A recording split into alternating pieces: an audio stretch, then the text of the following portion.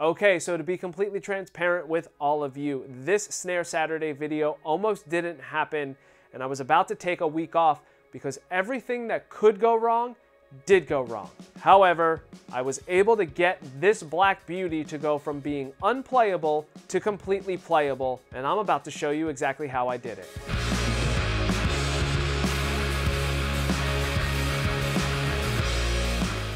Yo, what's going on everybody? Nick Costa here, and in this video, I am going to be bringing a Ludwig Black Beauty back to life. So in this video, I'm going to show you how I took this drum from being completely unplayable to being in a player's grade condition. That way the students at one of my schools have the opportunity to play this drum. Now before we dive into this video, make sure you hit the subscribe button as well as the bell notification.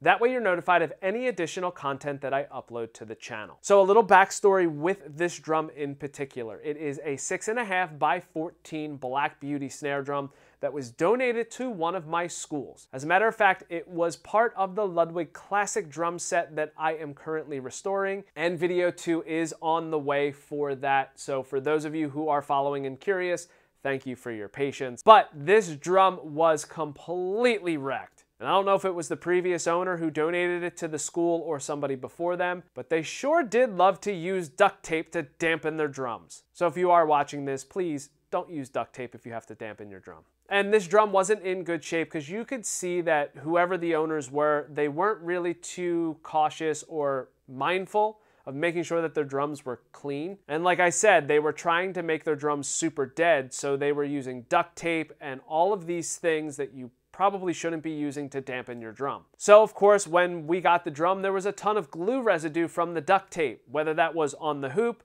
on the head, even a little bit on the shell. But at the end of the day, this is a Black Beauty snare drum. So even though it doesn't look so great, we can do a few things to clean it up and make it look a little bit more presentable, put new heads on it, and make it sound really great. So to talk about more of the specs of this drum, like I mentioned before, it is a 6.5 by 14 shell. That is depth by diameter. Now this is a seamless black nickel over brass shell, and because this does have an internal puck dampener, there is a B stamped right above it, and based off of this keystone badge, most likely this drum is from the mid-80s. Additionally, this drum is outfitted with 10 double-sided imperial lugs, triple flange hoops on the top and the bottom, Ludwig's P85 throw-off, as well as the standard Ludwig butt plate of that era. So now what I am looking to do with this drum is just clean it up a little bit. So getting rid of all of the contaminants, the dirt, the glue from the duct tape, and anything else that is on this drum off of it, clean it, polish it, making it look a little bit more presentable. Then I want to put new heads on the drum as well as a new throw-off because the Ludwig P88 AC throw-off is a great replacement just because it's modern tech, so it's way more durable, and it fits the whole spacing of the older Ludwig throw-offs, so I don't have to worry about re-drilling the shell. So let's go ahead and get this drum over to the desk that I have and start the process. All right, so first step is to get this drum apart, and just to expedite the process, we're gonna do the snap test. So here we go in 3, 2, 1. All right, so as you can see, drum is now disassembled. Everything is taken off the shell. And here's the fun thing. This is the era where they were stamping B's in the shell, so you knew that it was a brass shell. So all in all, this shell doesn't seem too bad. Let's move that screw out of the way. Looking on the inside, I don't think they were stamping the interior of the shells with the date stamps like they used to back in the day. All in all, this shell is in pretty decent shape. Looking at the inside, I'm not seeing any date stamps. I don't really think they were dating or putting date stamps in the inside of the shell during this era. But if you know, please leave it in the comment section to let us all know. And overall, this shell isn't in that bad a shape.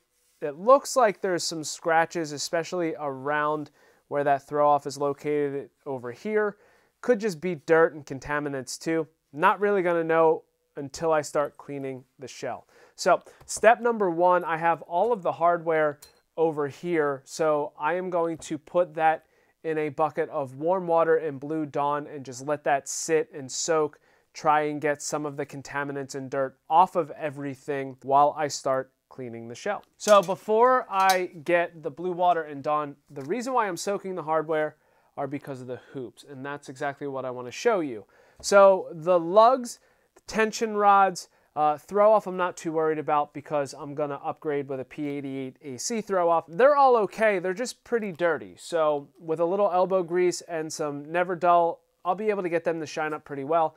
But these are in awful shape. So as I just kind of pan around with this hoop, you can see there's a little bit of surface rust, but whoever the previous owner was decided in order to dampen the drum, they were putting duct tape over top of the hoop and onto the head. So you can see really in this particular area here, there is some residue from the glue. Also on the inside, there's additional residue as well. And rather than just wasting a ton of time scrubbing and trying to get all that off, having these soak in some warm water in Blue Dawn is really going to save a ton of time and help clean them up pretty well. The bottom hoop here isn't as bad as the top because, again, that previous owner was putting duct tape to dampen the top head. Clearly they were not doing that for the bottom head, thankfully. So yeah, this hoop's just a little dirty. It's got a little bit of surface rust here and there. The inside flange is pretty beat as well. So since they have to be soaked, it just makes sense to put all of the hardware in there to get it to come out pretty decently. You'll see over here I have the screws for all of the lugs. They're not in that bad of a shape because, again, they're not exposed to elements when they're inside the drum and you have two heads on them. So I can just polish these up with some Never Dull by Eagle One and they'll be good to go. So I'm going to get that all situated and then I'll come back and clean the shell. All right, so now that all of that is situated, first step is cleaning the shell. So I have a paper towel that has a little bit of Blue Dawn and water and just going to go around, clean the shell. That's always the best first step with cleaning anything, is just water and Blue Dawn. Doesn't make sense to jump to an abrasive or a cleaner of some sort, a metal cleaner of some sort, because most of them have an abrasive and can affect the finish of a drum. Even though some of them, the abrasive is very mild, 9 times out of 10, you can get the majority of what is stuck to a shell off with just a little bit of water and Blue Dawn. So I also want to clean the inside of this shell as well, because again, even though it's not exposed to the elements, you can see that there is dust and dirt that can build up. So now that the shell has been wiped down, I'm going to just take a wet paper towel, doesn't have anything on it, and try to wipe off any residual soap that might still be left on the shell. Feels as if there's something sticking on this shell. Luckily, the next couple steps we'll be able to handle that, take care of it, no problem. So now, dry off the shell. We can take a look and see what's really going on with it. All right, so after that initial wipe down of just, water and Blue Dawn, one thing you got to think about is the black beauty or black nickel plating that is done on these shells is a little bit different than your traditional chrome plating. At least that's what I'm reading online, especially the Drum Forum website. So with that being said, some people will say you can try an abrasive or something really light. I would rather not, just because it can affect the finish, even though this finish is pretty beat. But here's something to point out is that there was a little bit of some contaminant on the bead of the shell. In that initial paper towel that I had of just water and Blue Dawn, giving it a little bit of elbow grease, I was able to get it up. So this other area right here, I am going to do the same thing, and I can feel that it is breaking it up and getting it off the shell. Looks like it was able to get it off, and I mean, it could be possible that that's a lacquer that I'm now taking off the shell, because I mean, this drum is pretty old. It has seen better days, but for the most part, with a little bit of elbow grease going over some of these areas where the shell looks like there's just some contaminants still built up on it, looks like it's coming out. So I would rather do that and then say whatever's left on it, it is what it is. So now that that is done, all right, so there was a little bit of a microphone mishap, but in this area, what I am showing you is all of the hardware after it was taken out of the water and Blue Dawn solution And as you can see from that lug, it's in pretty solid shape. So now the final step is just to polish all of the hardware with some Never Dull by Eagle 1. This is a weighting polish that you can rip off and use a really small amount to polish all of the hardware without an issue. Right now what I'm doing is polishing the tension rods, getting all of the contaminants out of the threading of the tension rod, and then polishing the head of the tension rod so it looks a whole lot nicer than it currently does. So I will go through that process with all 20 tension rods, and then I will do the same thing with all 10 lugs. All right, so all of the lugs are done. As you can see, came out really well. And the tension rods have been polished as well. So we're getting pretty close to being able to reassemble this. So the next step that I like to do is pack the lugs. So I'll take a microfiber towel, I will cut it and wrap the spring, and then when you reassemble the tension rod, put the spring back in place, it's packaged together, and you don't have to worry about the rattle that these lugs are known to do. So I will go through the process really straightforward, lay the spring down on the microfiber, cut a piece, and then just roll it until the whole spring is wrapped. And then you just repeat that process for all 10 lugs. So I'm going to do that, and then once I do, I will be at the point where I can reassemble the drum, put new heads on, and go from there. All right, folks, so lugs are packed and ready to go. All of them like that. Tension rods are polished. Now let's take care of these hoops. So I have right now is a Cape Cod cloth, which just like Never Dull has an abrasive on it or has a cleaner on it. It's not nearly as harsh as other cleaners, but it's a bit more, I would say, aggressive than Never Dull by Eagle 1. So I want to try and see if I can use it to get the glue, like that spot right there, get this stuff off. It looks like it's coming off a little bit, but not that quickly. I will say it is working. It's just taking a little bit of time. Approximately 10 hours later. So that top hoop is going to need a little bit more than this Cape Cod cloth, which is no big deal. Just a matter of having to go back over it. So since these Cape Cod cloths are usually kept in a bag to keep them, I guess, moist, I want to make sure before this particular cloth dries up that I go over the bottom hoop, because again, this bottom hoop isn't that bad, and this will just help clean it up pretty quickly, or at least it's a good starting point. Let's grab some Brasso, shall we? Pretty straightforward with Brasso. It is a metal polisher. As you can see, I got this for $2.98, and I've had this for a few years at this point. So you can do a good amount of hardware, not have to worry about having to re-up or get more of it, all that fun stuff. So now Brasso is a little bit more abrasive than the Cape Cod cloth. So this is perfect for surface rust. It's just gonna clean that up. You can see this hoop's looking pretty decent. As I go around, wipe off any of the excess. Going back over these areas where this glue is really on there. So that's just that little area right there. Zoom out a bit. Get it to focus.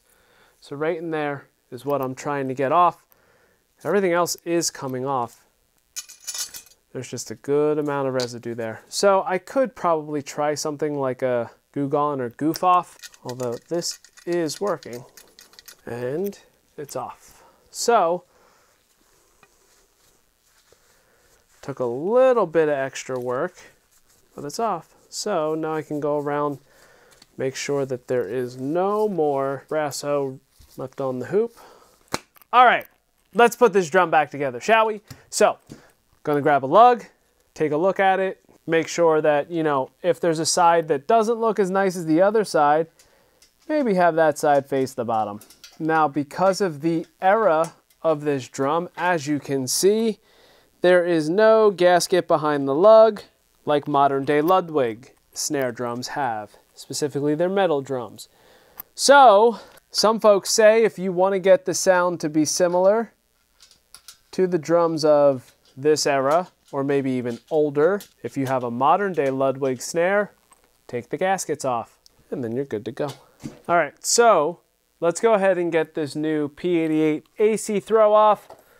This is the packaging for it. The best part about these new throw offs is that they are designed to fit the hole spacing of the older throw offs, which make it fantastic and super easy to upgrade. So now you can have a modern throw off that's going to be durable, reliable, and you have some of those modern features like having those locking notches, messing around with a throw off that you don't have to worry about during a gig. Okay, so one thing to notice with these internal puck dampeners is that depending on the era of the dampener depends on where the screw is located. So on the reproduction ones, like the one I have here that you can get from Ludwig, the screw is on the top. Some of the older drums with puck mufflers, especially drums from the 70s, this mounting screw is on the bottom. All right, so now that everything is put back on the drum except for the snare wires and the heads and hoops, let's go ahead and do that, but let's speed up the process. So here we go again in 3, 2, 1. Snap so hard the glove came off. So drum is fully assembled and it's at the lowest tuning that I want it at. So let's go ahead and get it on the kit and let's see what it sounds like.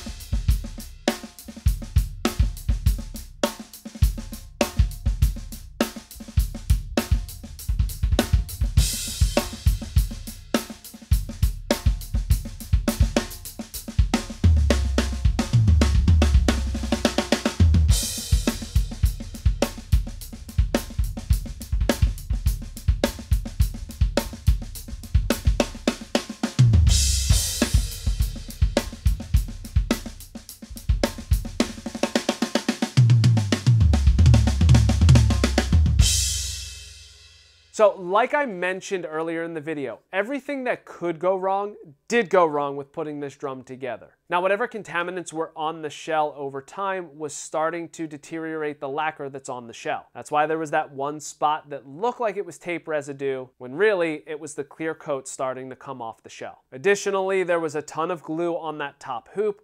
Luckily was able to get all of that off with a little bit of elbow grease. But the craziest thing happened once the drum was put back together. I went and picked it up and I started to hear things rattling. I flipped the drum over and started to notice the mounting screws for the lugs were all on the bottom of the drum. Now, it turns out that the lugs, specifically the boss of each lug, were starting to break off. So if you are unfamiliar with the construction of a lug, you have this little part that is going into the shell of the lug, which is known as the boss. And with some of the older lugs, it is known that these bosses tend to snap off. And that's exactly what was happening with this drum. So the screws were coming off, that boss was stuck to the threading of the screw. However, I was able to back the screw out and there is still threading that is attached to the lug itself. Now, unfortunately, with that boss going into the shell, you have a really small screw. And since you have a cup washer, which is going over the boss of the lug,